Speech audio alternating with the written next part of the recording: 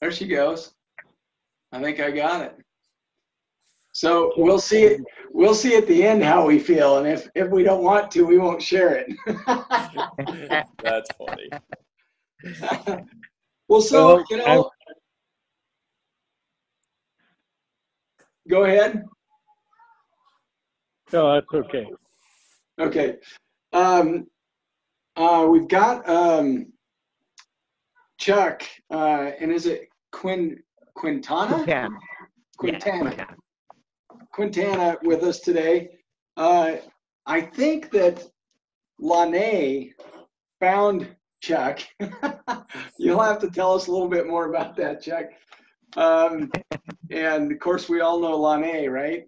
And she's a dog on a bone. I'll tell you, she gets after it. So, but Chuck lives in Utah, and he said it was about 30 miles north of Salt Lake. I'm just going to say a few things, Chuck, and then I'm going to let you just tell us your story, because that's one of the things that kind of we do on the men's group, was we just kind of share, and we don't really have an agenda. We just kind of shoot the breeze and enjoy one another. So you're 40 now, or you were 40 when you had your stroke? I'm 40 now. Okay. And he's actually had 3 ischemic strokes. He's single. He's got three kids. What age are your kids, Chuck? My kids are 12, 10, and 9. Wow. Yeah. That's awesome. All right there together. Yeah. I'm not going to say too much more, because really, Chuck, I want you to tell us your story. How about that?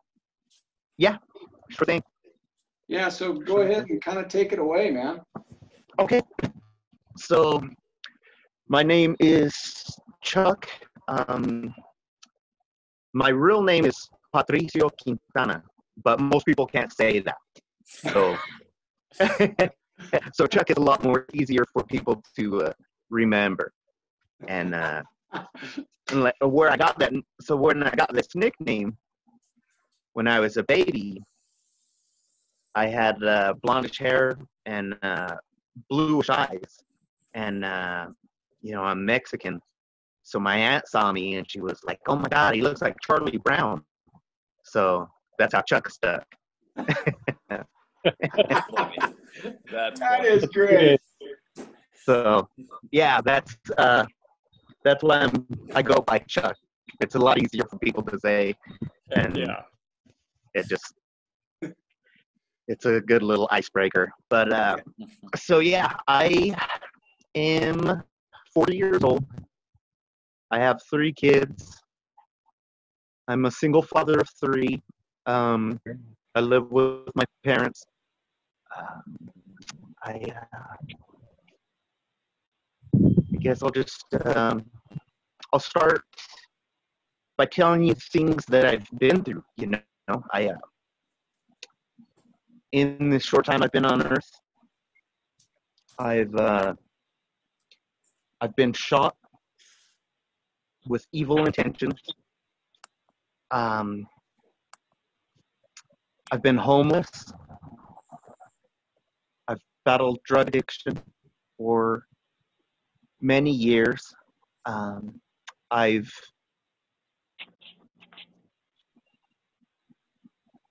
overdosed on a few occasions. The first one starting in 1993. I've had 3 ischemic strokes, like he said. I've been clean for a year now. And that's awesome. Thank you. Yeah. And I lived in Hawaii for 7 years. Oh, what the heck? Yes. That's awesome. And I've experienced a handful of horrible breakups, because of my addiction and job losses. I had careers, and one of them I gave up, and the other one I lost to my addiction. I was a conductor on the railroad. for Union Pacific. God dang. And, so that's just to kind of give you a brief overview of who I am, what I am. But,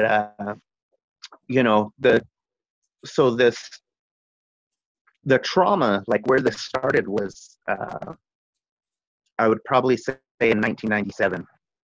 I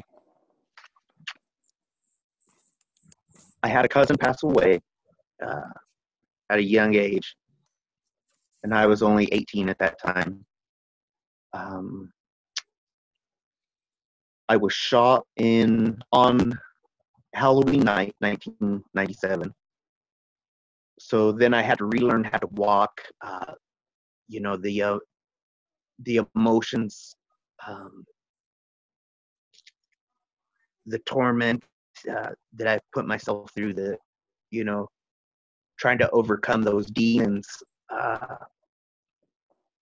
is what fueled my addiction, which ultimately led to my 3 strokes. And,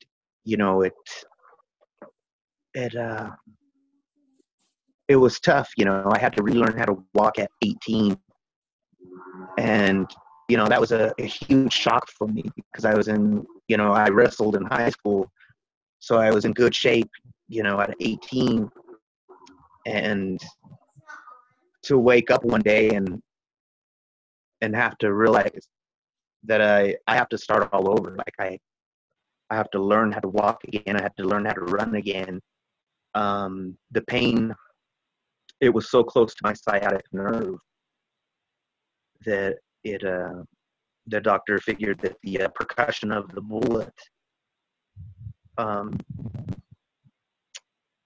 gave it such a shock, and that's why it didn't paralyze me, but it was level 10 pain. I would wake up crying. I would go to bed crying. If just the weight of a sheet laying down, that was too much. So it was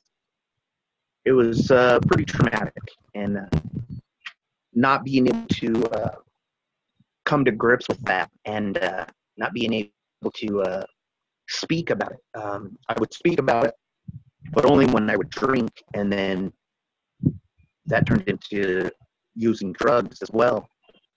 Yeah. And it just fueled this addiction that was already inside me, and it progressively got worse. Me and my brother moved out to Hawaii in 1998, and while we were out there, he brought his wife, his girlfriend, which became his wife, and I brought my girlfriend. And after we were out there for a while, my girlfriend, she ended up leaving me, getting pregnant by a guy I knew, and leaving Hawaii. So in that year and a half time, I was shot, had to relearn how to walk. I had a close cousin pass away. I moved out to Hawaii, which was the shock, culture shock. And then my girlfriend did that to me. So, you could imagine at age 19, waking up in Hawaii, in the most beautiful place on earth. I woke up in Hawaii, in the most beautiful place on earth, and I felt all alone. I felt like I was the only person on the planet. My soul was crushed. My heart was broken. It was extremely difficult time, and so I used that and put it into my work ethic, and I ended up becoming the nighttime supervisor at the Maui Coast Hotel. I worked my way up from a busboy to doing room service, to being a bellman, to the front desk clerk, to being the nighttime supervisor. And you know, it was a beautiful job. It was a beautiful life out there. It was great. I loved it. You know, it was both a curse and a blessing, I would say. It was a blessing because it opened my eyes to life. It opened my eyes to there's good, there's bad, there's, you know, there's everything. And it was, you know, that was the blessing aspect of it. I met a ton of different people. It was, I had beautiful experiences going camping out in Hana, camping in the rainforest, you know, waking up on the red sand beach, camping out at the black sand beaches, you know, just everything that you could think of that would just like, you know, going in a submarine, you know, all these things that you just like, you see people do and you think it's not real, you know, and like, who does that stuff, you know? And I lived it. I did that. I went scuba diving, I would go snorkeling, went on a helicopter tour out there, like just beautiful. And it was quite the experience, you know. And then I decided to move back to Utah, me and my brother and his girlfriend. And I liked it. I stayed for about 6-8 months, and then I had the island fever, so I moved back to Hawaii. And then, you know, as I was going back and forth, I had met a girl here in Utah, and we fell in love, and we were going to get married, blah blah blah, you know. And my addiction came out over there as well, you know. That's where I was introduced to ice, to crystal methamphetamine, and it's really powerful out in Hawaii. And you know, I did that, and it just I was hooked, and so I partied a lot that whole time I was out there. You know, it was kind of almost part of the culture and the lifestyle. Going out to the beach, having drinks, barbecuing, you know, every day's like summer. So it was just a natural setting to party. It was, you know, you're amongst beautiful places, beautiful people, beautiful things. So it's a real easy atmosphere to get lost into. And I got lost in that enchantment of it, I guess. And so anyway, then I moved back here. I ended up getting a job. Me and my girlfriend, we had broke up. And then I got a job on the railroad. And, you know, this was a great job again. And I was like, oh, this is my career. I'm set. All I got to do is not fuck it up. And, of course, I'm an addict, so what do? I go in, and I'm high, and my foreman ran a switch. So since he ran that switch, the whole crew was automatically drug tested. We had to do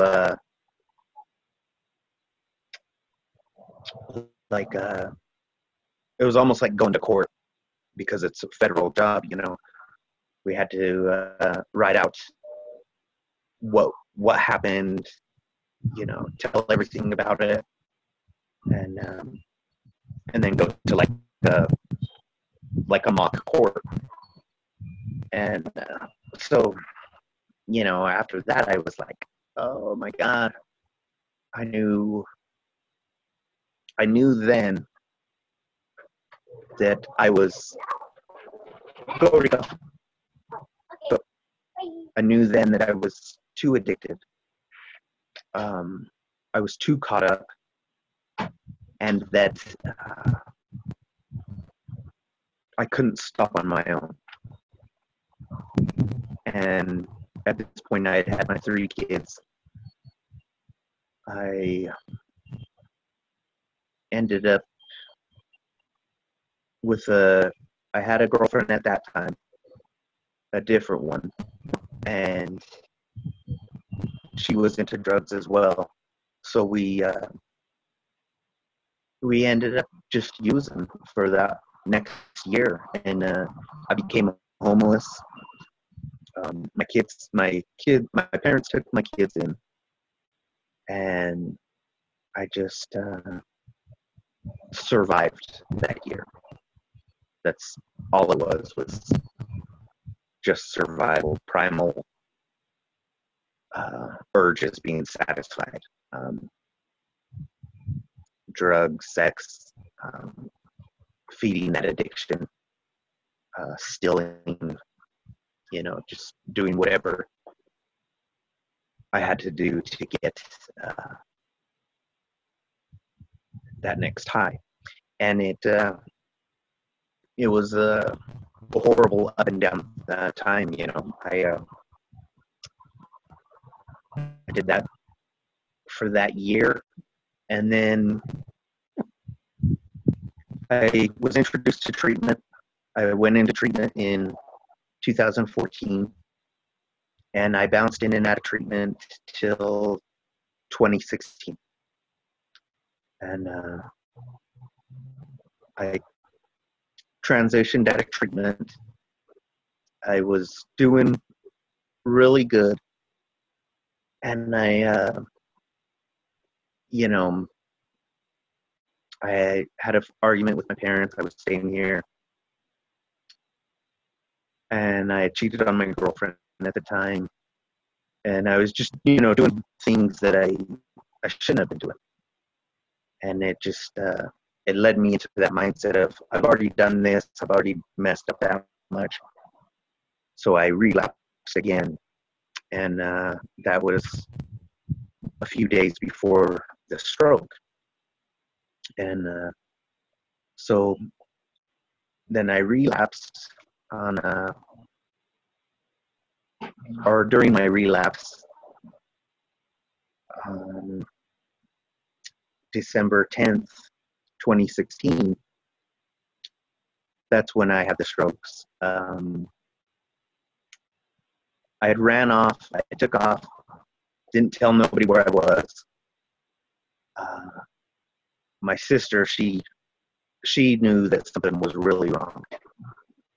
She was calling me, texting me, and I just wouldn't call her and text her back because I knew that she was, you know, gonna be like, go home, you know, what are you doing? And I didn't. I stayed partying, and I woke up 2 days later. So I was in a coma for 2 days. When I woke up, I had 3 strokes. I had my heart stopped twice. My kidney I went into kidney failure, liver failure. I had rhombosis. I think that's how you say it. It's where your muscle deteriorates and it goes into your bloodstream, and you start to get even sicker. Wow. Oh man, it was a long laundry list of things that went wrong. You know, it wasn't just my my brain. I had multiple organ failure. I was basically dying, and I did die. I died twice just that day. And so it was a shock waking up in the hospital. So when I woke up in the hospital, I remember the doctor asking me if I knew why I was there. And I told him yes. And in my head, I thought it was 1997. And I told him, yeah, it's because I was shot. And he goes, no. And I'm like, I looked at him all weird. And I looked over at my family, and they were like, and I was like, yeah, I was shot. And he was like, no. He was like, you were doing drugs, and you almost died because of it. And then it hit me, and then I remembered, I started having flashbacks of that night before, and it just started hitting me, and I was like, oh my God. So he proceeds to ask me, do you have any kids? And I was like, no, I don't got any kids. And he's like, are you sure? And I'm like, yeah, I'm positive. I don't have any kids. And I look at my mom, and I look at my family, and they're like, oh my God, then it hit them that this is real. Yeah. This is real. And at that point, it hit me too, because I could tell by their reactions that I had kids, and that I should have known that I had kids. And so they were like, how many kids do you have? And at that moment, I remembered Max. I remembered my oldest child. And I was like, I have one. I have one kid. Maximum. And they're like, no. And I'm like, yeah, I have just one kid. I have Max. They're like, is that all you have? And I'm all, yeah, that's all I have. They're like, no, you have 30 kids. And I was like, and then the memories of them started to come in. And I was like, oh my gosh. So then this stuff hits you, and you're like, oh my God, how could I forget I had kids? And not just one of them, I had 3 of them. Yeah. And, the alarm bells start going off. And then he's like, I want you to follow my finger. So I go to follow it. And he's like, just, stop right there. Wherever you can see. And I would go like this, and I would turn my head, and he's like, no. And then that's when he realized I had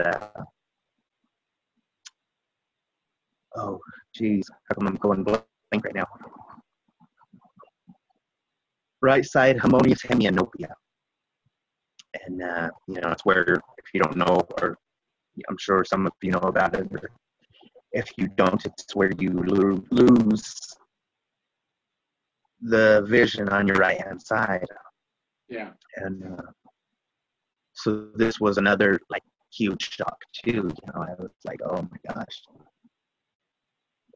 And then, getting up, trying to walk around. I felt okay. In my head, I thought, I can still walk. And you go to get up, and your body's not reacting the way it should. And, that was another huge shock to me. There was so many shocks. I was once asked, how was the difference of, waking up being shot and waking up having a stroke. And the best thing the easiest way I guess I could explain it is that, you know, the stroke or the being shot hurt. You know, it hurt me, it messed me up mentally, and but it gave me good experience, you know, life experience, and it helped me prepare myself for, you know, having the strokes. So then when I had the strokes, you know, that mental shock, it was still there, but I didn't have the pain, you know, that came with being shot. And so that would be like the huge difference between those two is I, you know, at that point I'd already had traumatic things happen in my life, you know, being homeless, being shot, having my people pass away close to me. And so, you know, then I started doing rehabilitation. You know, they gave me a pen in the hospital, and the doctor asked me if I could write my name. And this was another huge shock. I remember looking down at the pen in the paper, and I have it in my hand, and I start writing my name. And in my head, it felt like I was writing my name. But as I looked down, all I could make was circles. And that was when it like really hit me that I was not going to be the same. Right. That things had changed, and that they, you know, that it was different. It was going to be different. And you know, that took a lot of acceptance. You know, I had to come to accept that I had caused this, you know, my party and my lifestyle. And that was a tough pill to swallow. You know, I had to come to terms with that in the hospital. And you know, I did a lot of crying in the hospital. I probably cried for a week straight, and I was in there for 17 days. And finally, I had to let it go. You know, I had to let it go and give it up to God. I had to realize, you know, obviously I was saved for a reason. You know, I don't know what it is. I don't know why, but you know, I was saved once again, and this I had to make the most of it, and you know, I had to change my attitude. I had to work on myself, work on my recovery. I had to work on finding out what was wrong with me on the inside, not just in my head, and not just physically and emotionally and spiritually. You know, why I had tormented myself for that long, why I had abused drugs for that long. You know, why was I trying to fill this void, which led me to these strokes? And so it was a difficult process. You know, I'd released a lot of that stuff out in treatment, but I started working the steps with my sponsor, and I finished all 12 of them with him, and at that time I was still keeping in contact with my ex-girlfriend. And she texted me back up, and she was like, I'm here. I'm just up this, up the road, blah, blah, blah. You want to go hang out? And I was like, yeah. And this is after I had the 3 strokes, after all this. And we went and we hung out, and we ended up sleeping together, and she had stuff on her. She had meth and heroin. And so we started using again. And we'd stayed up for a few days. And my phone was blowing up at this time. Everybody was worried about where I was, who I was with. Sorry, beat by Air Force. There's another one. Hold on.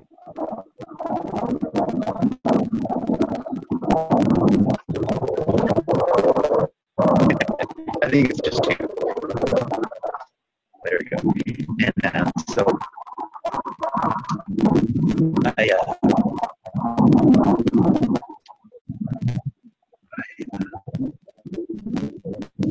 I ended up relapsing with her. And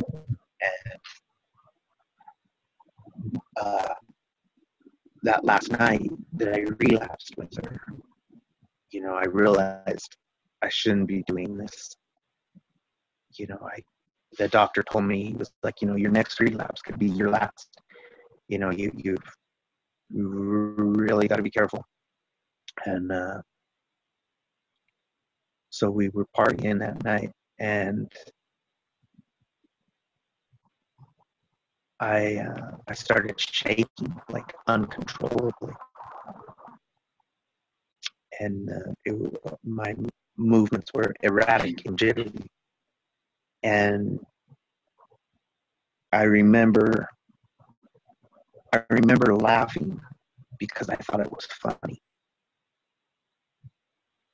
And I remember looking at my girlfriend, and she was on the bed and she was crying. And she was begging me to stop moving because it was scaring her.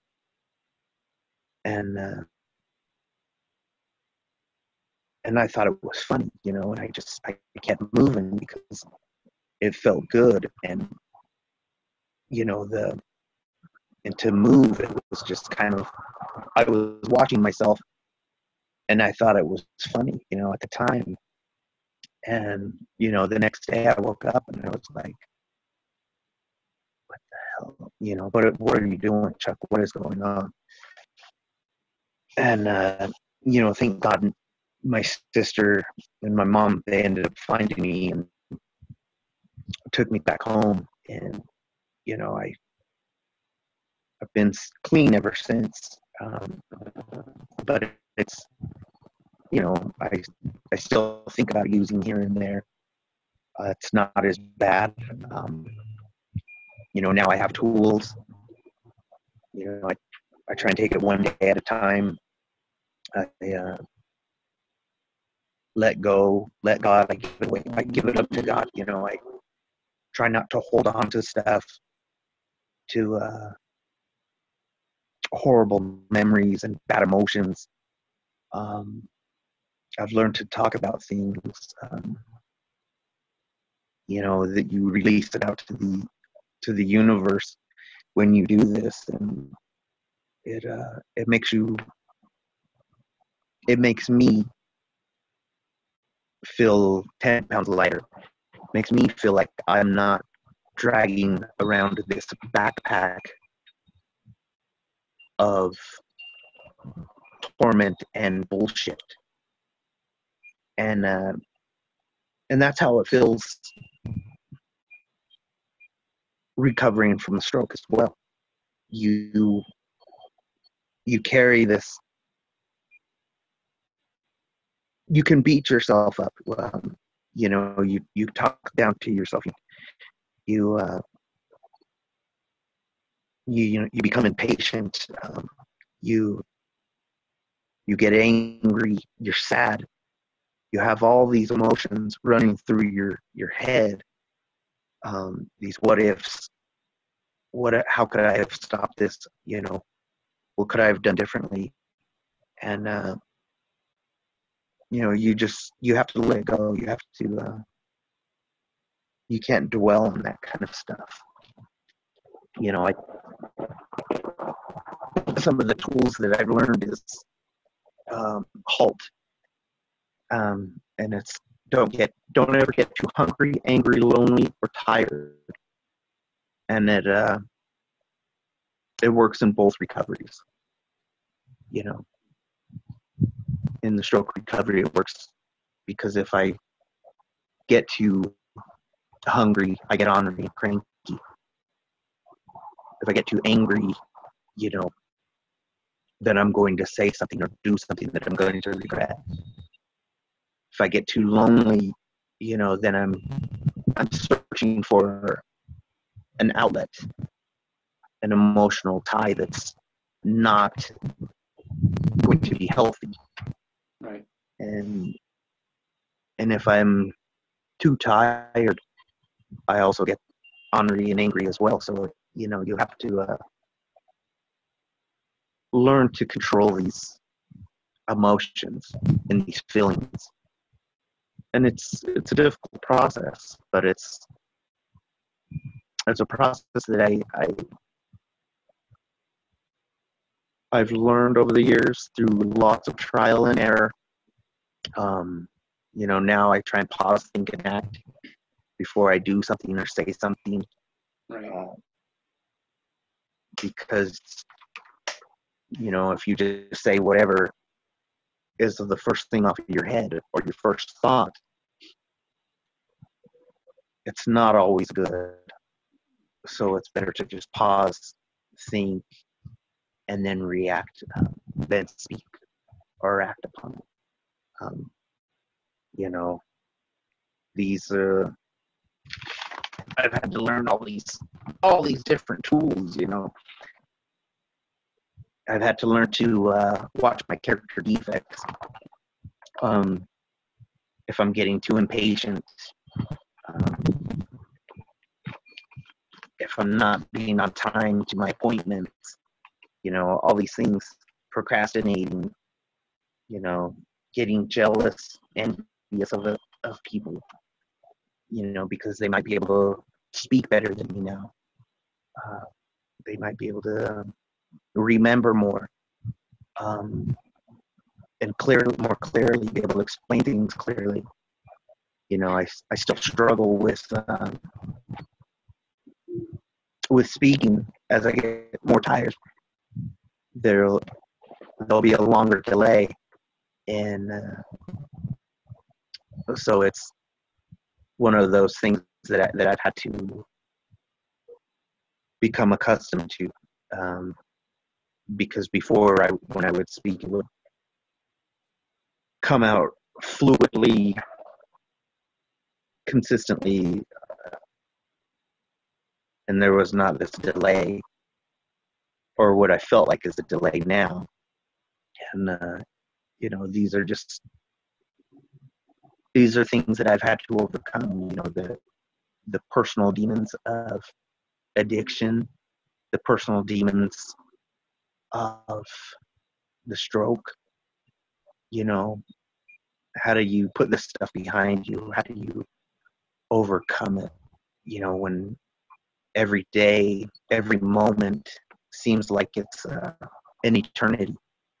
You know, you're waiting, you're clock watching, and you're looking, and you're like, you know, how come I'm not getting better? But as other people see you progress, and they're telling you you're getting better, but you're still struggling on the inside, mentally and physically, and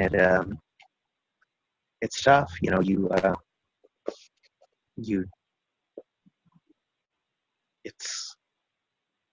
it's a hard thing to overcome, all of it. God, I don't know if I've taken up way too much time or if I'm...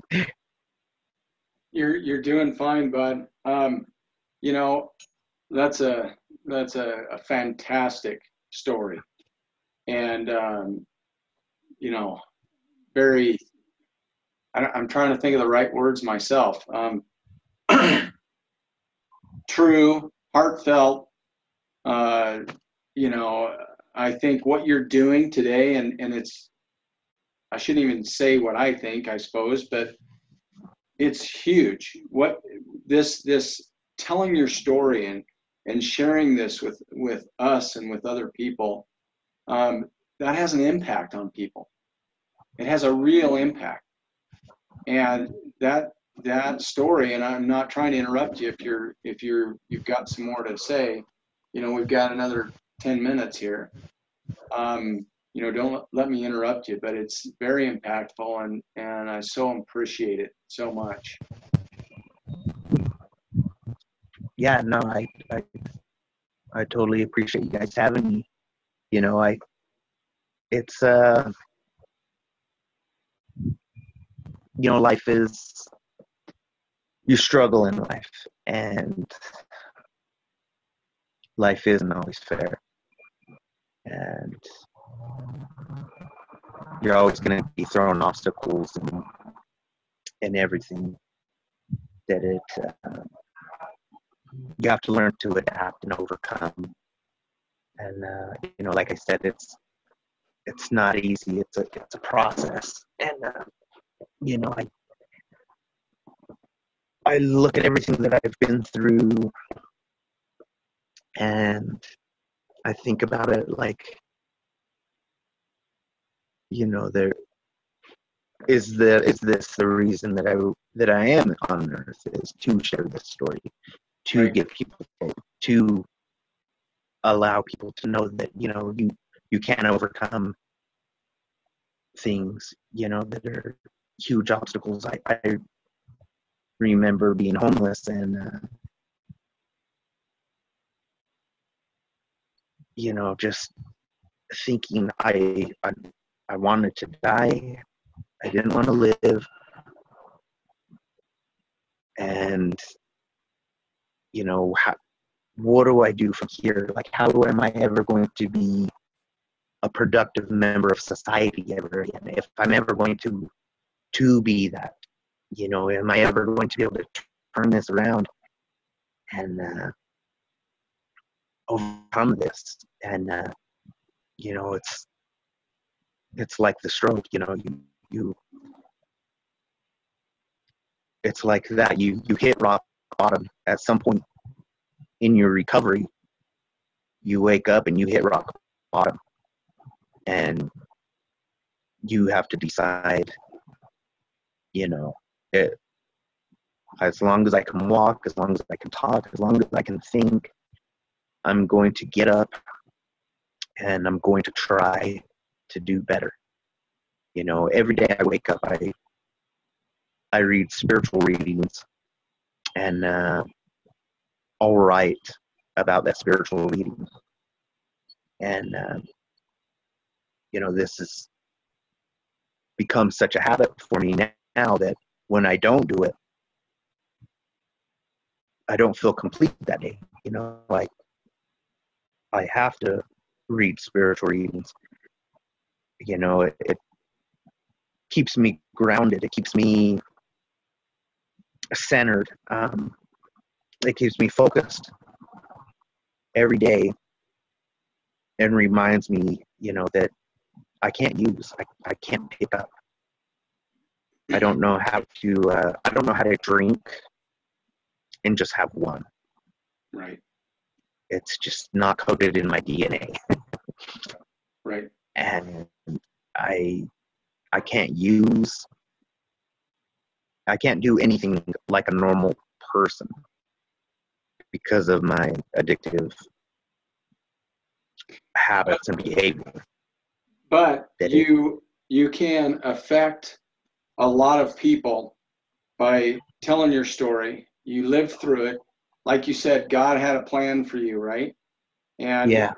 you know, you're searching, you're finding this plan now as you're going through it. And you know, I want to say congratulations to you. And Thank you. and I mean that with all my heart. You know, that's not the right word. That's quite a story. And thank God that you're here with us today and that you can share that story and help other people, because that's where you're at, I feel. Are you working? Yes. I work on the base. I stock the shelves with food. Yeah. So yeah, like I just got on probably about, well, at the end of December. So I've been there for 6 months, and I love it. I absolutely love my job. Yeah. Awesome. Well, you know, you can tell from a lot of the things that you've said that, you know, you love life, frankly. And I'm no doctor. I know nothing like that. Okay. So I just want you, you know, please understand that I'm a stroke survivor as well. Right. And I care about everybody. It's hard to even describe. And so that story that you told, your personal story, that is huge and has a huge impact on people. And I'm very thankful that you're on here and that you're willing to let us share this story, because that has a huge impact. And the trials and tribulations that you've gone through, and the having to go through that and still have that hope, you know. And some of the, I mean, I made a ton of notes. I don't know if you can see them. Little bit. Yeah, just great stuff. And I just want to say thank you so much for sharing it with us, Chuck. And do you want me to call you Chuck or Patricio? Or Patricio. Chuck is fine. Chuck is fine. That'd be much better for me. Yeah. Yeah. As long as you don't call me asshole.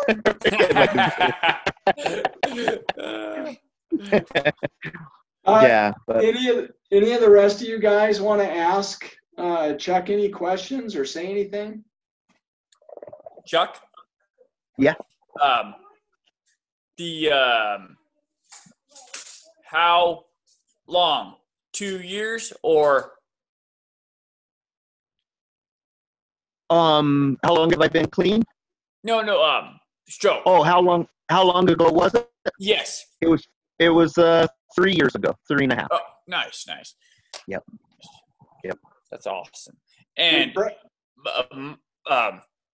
my brother, Steven, it's drugs. It's every time, you know, it's just clean, and then down. You know, it's just crappy. But you guys, it's awesome, man. Gosh. Well, let me add one thing to this too, if you don't mind, Chuck, and it'll be a question for you. You know, my family has not the drugs, but the alcoholism, and you know, I'm very familiar with AA and all that. But what do you think? I don't know if you can answer this, but what is it that puts somebody over the edge? I mean, hell, you had to be put down to where you didn't have any option. Is that what it takes, frankly?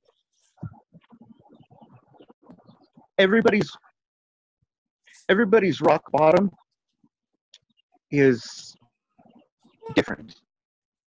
So my rock bottom now would be something crazy, you know, for somebody else. As where, you know,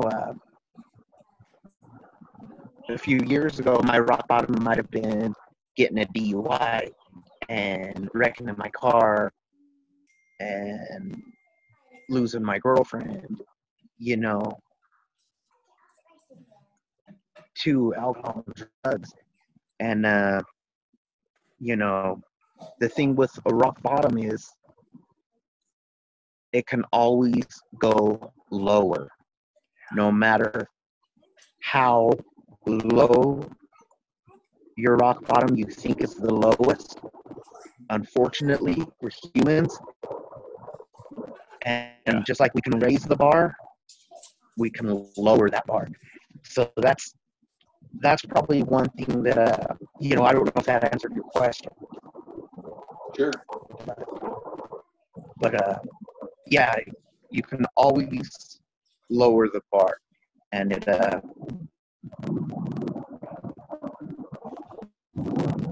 you know, it just,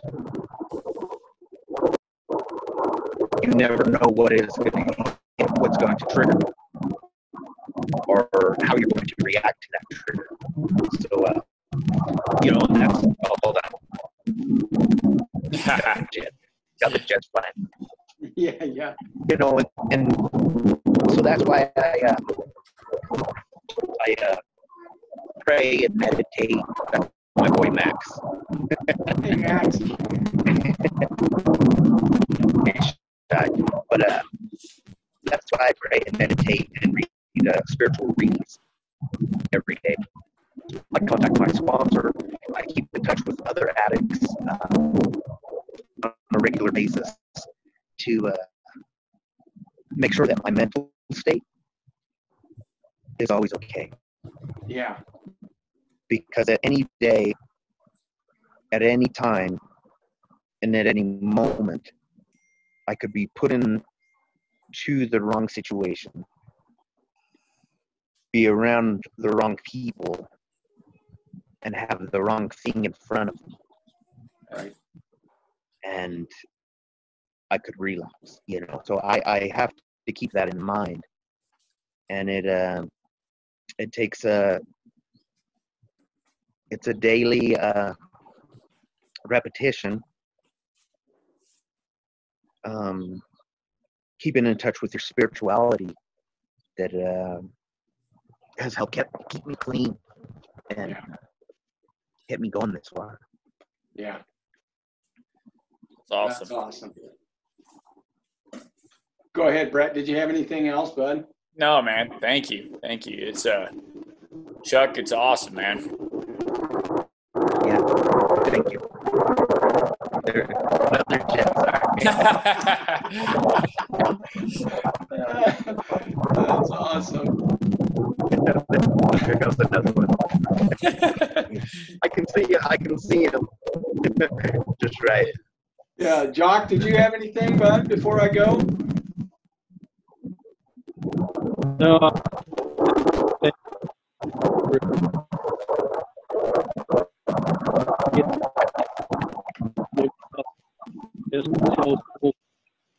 It's very helpful to a lot of knowledge.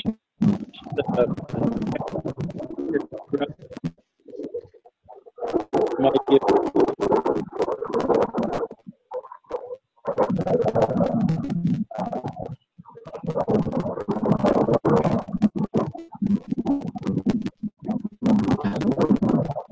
One more.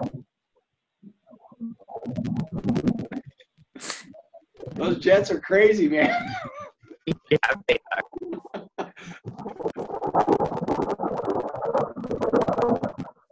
Yeah, I live like 15 minutes away from the Air Force base. So it's, Oh, really? yeah, that's the price we pay for freedom, right? Yep.